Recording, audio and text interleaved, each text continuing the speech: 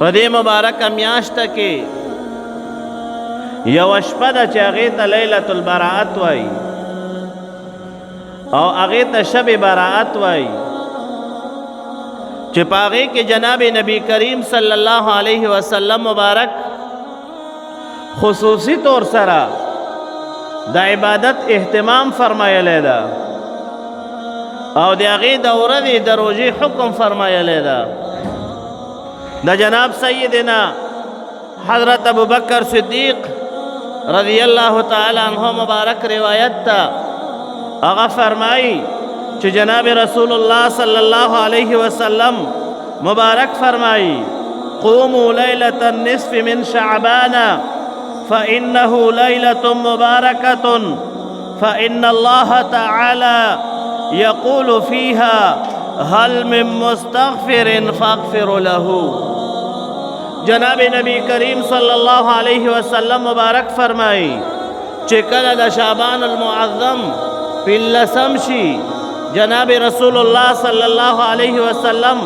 مبارک فرمائی چې تاسو په دې کې قیام کوئ منځونه کوئ عبادات پکې کوئ او د ورځې روژه نیسئ پیغمبر پاک صلی الله علیہ وسلم مبارک فرمائی ځکه الله پاک جل جلاله په دې شپه کې آسماني دنیا ته تشریف راوړي کما یلیق بشانه او فرمائی هل من مستغفر آیا څوک د بخښنې غوښتونکی شته چې زه د هغه ته بخښنه وکړم بل روایت کې الله پاک جل جلاله دا حدیث مبارک کې دی آیا زمانه څوک رزق طلب کوونکی شته چې زه هغه له رزق ورکړم آیا زمانه بخښنه غوښتونکی شته چې هغه ته بخښنه وکړم آیا پلانې حاجت غوښتونکی شته چې زه هغه ته به حاجت پوره کړم رونه دا مبارکه میاشت په موتا باندې الله پاک جل جلاله راوستی ده او الحمدلله ما تعالی الله پاک جل جلاله توفیق راکړي پکې چې پرېش پکې ګوره عبادت وکړو عبادت د دې دغه میاشتې پنځلسم د شعبان باندې روژه نیول زمونږ علماء کرام فرمایي مستحب او سنت او مستحب دي نو باید چې مسلمانان په دې کې روژه ونیسي او بل دا چې دا د رمضان المبارک استقبال ده په دې پسې د رمضان المبارک میاشت را روانه ده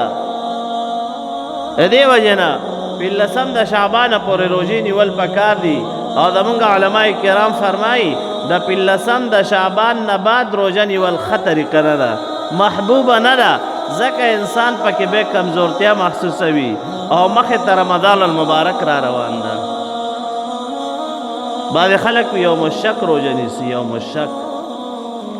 کله دا وایي چې دا نن روژه شته او که نه د علماء کرامو وینا ته انتظار نه کوي یوم الشک روژه ونیسي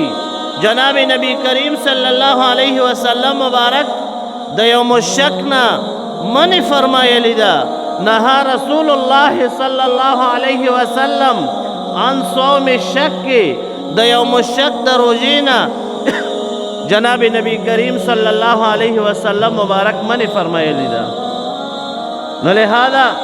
یوم الشک روژه نیول نه دي پکار او بل دا د پنځلسم د شعبان نه بعد زمونږ علماء کرام فرمایي چې ښه طریقه نه ده چې سړی روژه نیسي بلکې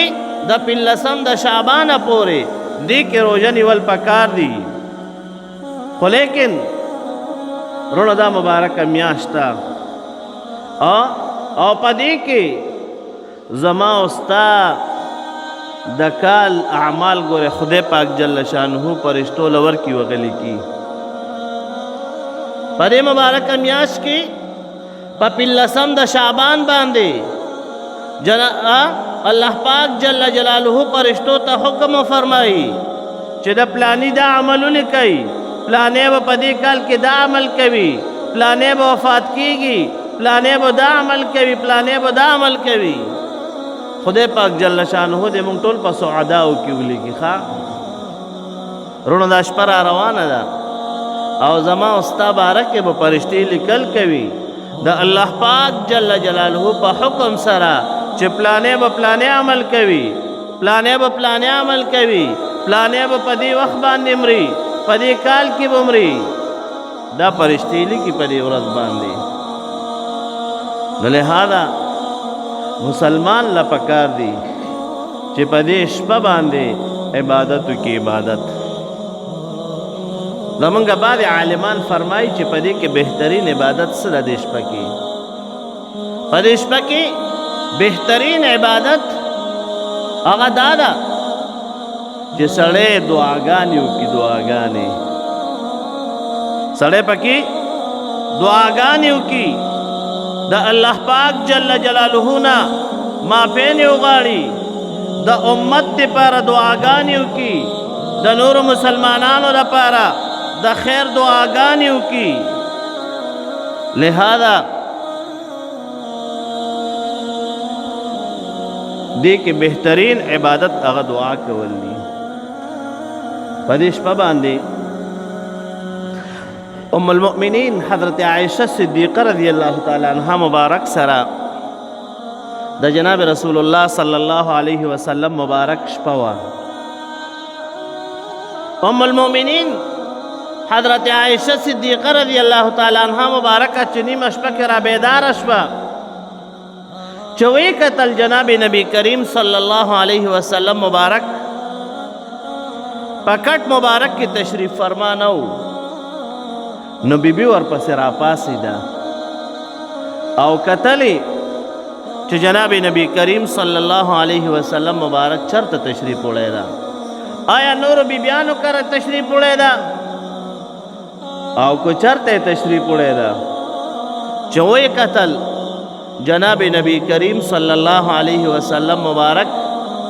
د جنت البقیع په قبرستان کې دعاګانې کولې او خدای پاک جل جلاله ته سجده لګولې وه او دعاګانې کولې، د الله پاک جل جلاله نه معافیانې غوښتلې او د امت دپاره جناب نبی کریم صلی الله علیه وسلم مبارک دعاګانې کولې. چې کله حضرت عائشہ صدیقی رضی اللہ تعالی عنہ جناب نبی کریم صلی اللہ علیہ وسلم مبارک ولیدو، وی فرمایل وی عائشہ وی زما د امت الله پاک جل جلاله دومره امتیان زما پنن شپه باندې وبخل لکه د بنو کلب د قبیلې د ګډو د چیلو د ویښتو عمره. د یوې ګډې ویښته به ګوره څوک ونه شمېري ښه، د یوې ګډې او د یوې چیلۍ ګډې ویښتان به څوک ونه شمېري. جناب نبی کریم صلی الله علیه وسلم مبارک په دغه شپه باندې تشریف وړی او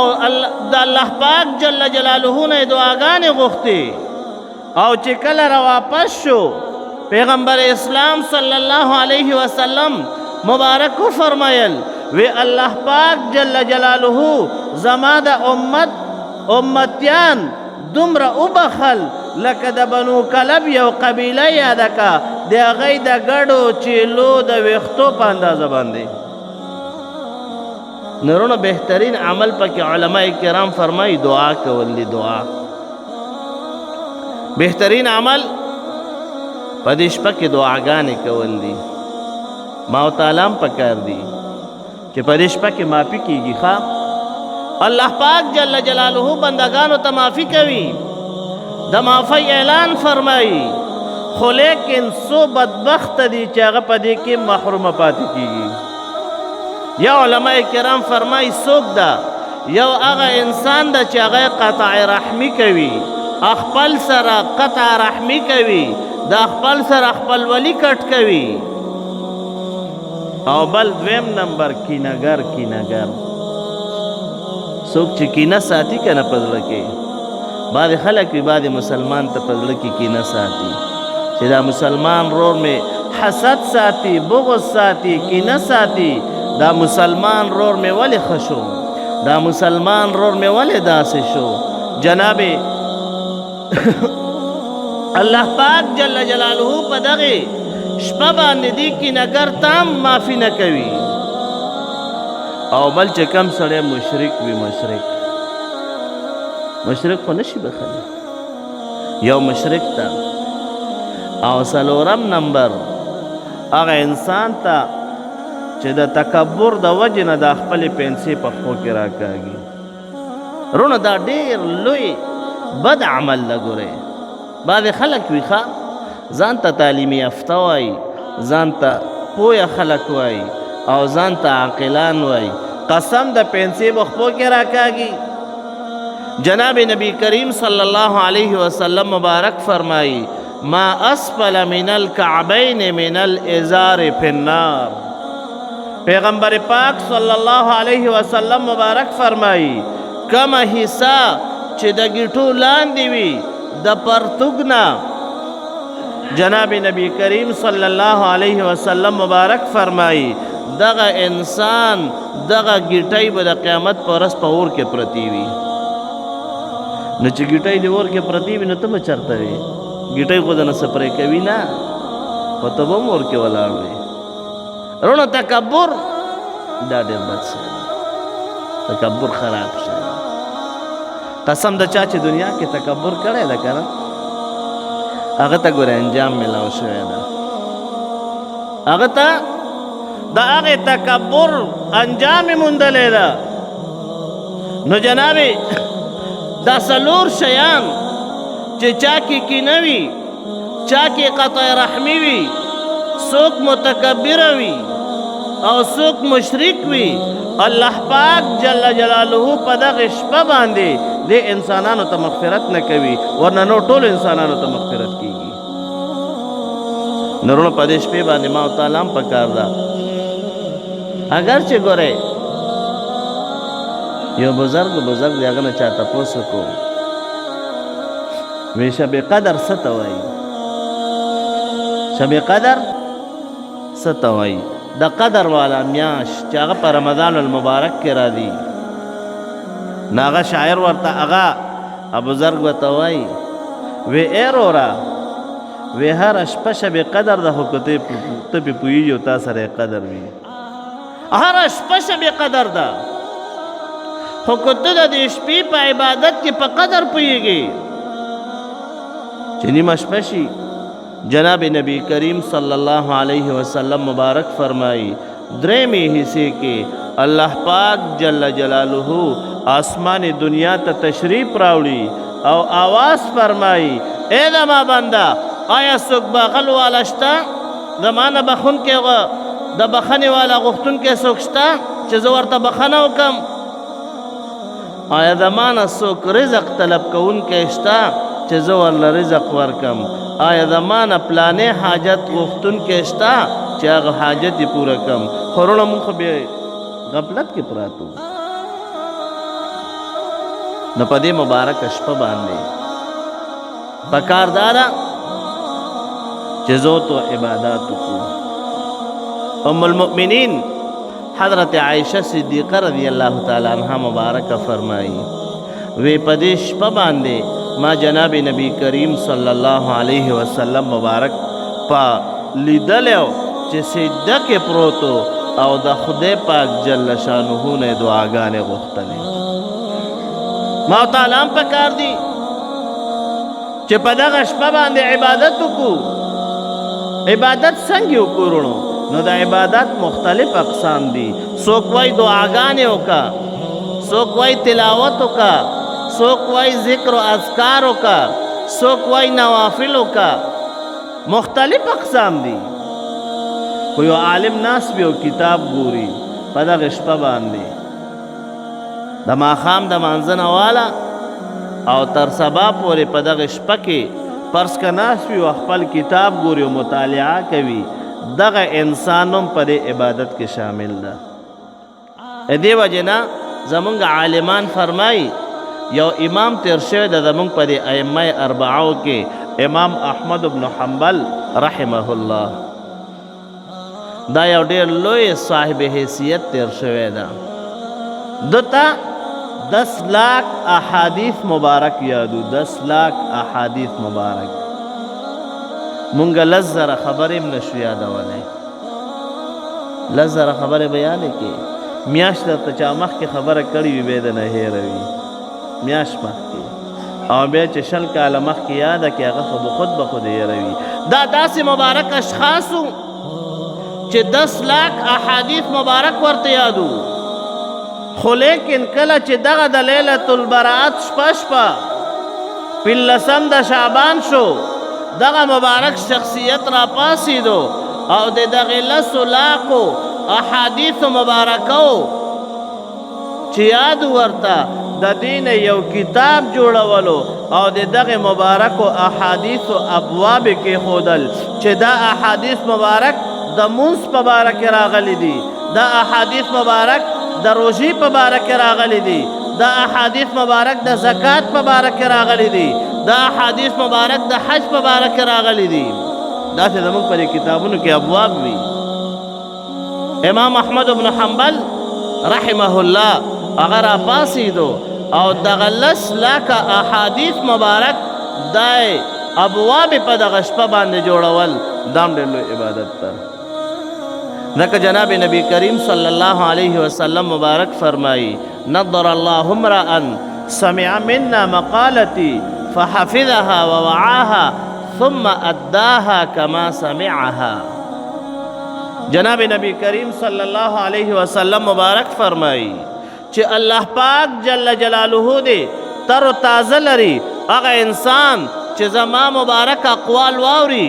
زما مبارک وینا واوري او د هغې نه بعد هغه ځان سره یاده کړي او بیا خلقو ته ورسوي داسې ورسوي لکه څنګه چې اورېدلې ده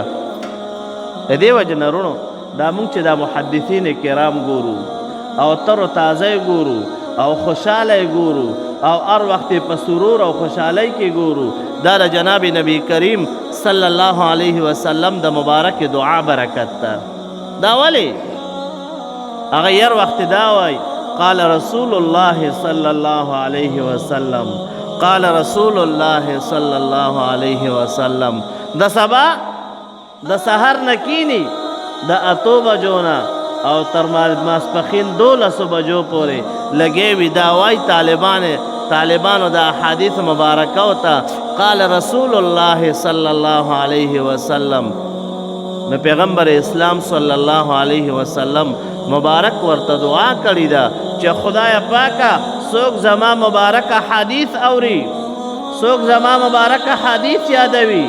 او څوک زما مبارک حدیث ځان سره محفوظ ساتي او بیا دغه مبارک حدیث بل ته رسوي جناب نبی کریم صلی الله علیه وسلم مبارک فرمایي دغه انسان د الله پاک جل جلاله تر تازه ساتي رونو دام ګورې لوی عبادت ته چې سړی درس و تدریس کوي خپل علم زده کوي او د هغې نه بعد به نورو مسلمانانو ته رسوي قرآن پاک ته یاد کو بیا بل طالب ته ښایي بل مسلمان ته ښایي احادیث مبارک ته یاد کړل ځان سره د محفوظ وساتل او بیا بل ته رسوي نو د جناب نبی کریم صلی الله علیه وسلم مبارک د دغه دعا لاندې برادي چې خدای پاک دې مبارک شخصیت ته د روحانیت ژوند ورکړي د نورانیت ژوند ولا ورکړي ځکه خو به تر تازه ګرځي ورونو څوک چې د پیغمبر علیه السلام په دعا رنګ شي ابو خراب شي والله کو خراب شي نشي خرابېدی نو ورونو په دغه شپه باندې یو بهتره طریقه دام ده چې سړی پکې قبرستان ته لاړ شي 15 د شعبان باندې قبرستان ته سړی لاړ شي مور پلار دی یا مړه دي یا نه رشتہ دار دی مړه دي یا نه عام قبرستان ته د مسلمانانو لاړ شه او هغې له دعاګانې وکړه جناب نبی کریم صلی الله علیه وسلم مبارک په 15 د شعبان باندې مدینه منورې کې یو مقبره ده هغې ته جنت البقیع وایي باب السلام باندې چې سړی ورننوځي او بیا داسې په بل اړخ باندې ودي مخامخ قبرستان د مبارک هغې ته جناب نبی کریم صلی الله علیه وسلم مبارک تشریف وړو او هلته یې دعاګانې کولې نیمه شپه کې تللی ام المؤمنین حضرت عائشہ صدیقہ رضی اللہ تعالی عنہ مبارک په طلب کې را پاسیده چې جناب نبی کریم صلی الله علیه وسلم مبارک چرته ده چې وی قتل پیغمبر پاک صلی الله علیه وسلم مبارک په جنت البقیع قبرستان کې د الله پاک جل جلاله نه دعاګانې غوښتلې ما تعالی هم پکار دي چې لاړ شو قبرستان ته رونو د تللو طریقه ده ګورئ ښه